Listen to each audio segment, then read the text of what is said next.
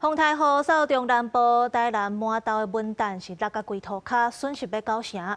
本地搁一个月就会当采收啊，但新配是拢乌有去，国军嘛有出动来斗拼扫。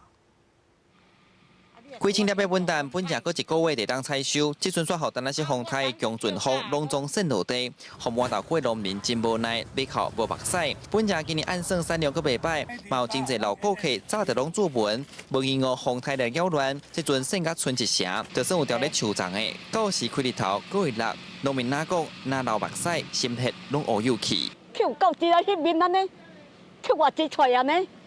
是啊，几点开始扣？啊。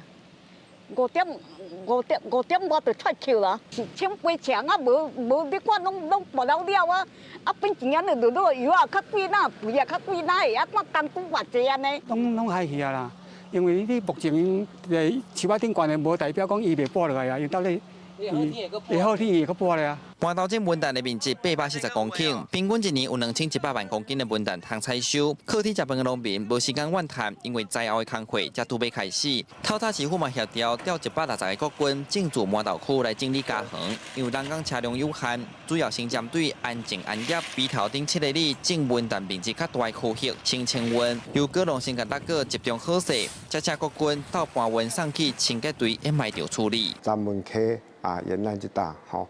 安尼扫起来啊，一个区来做。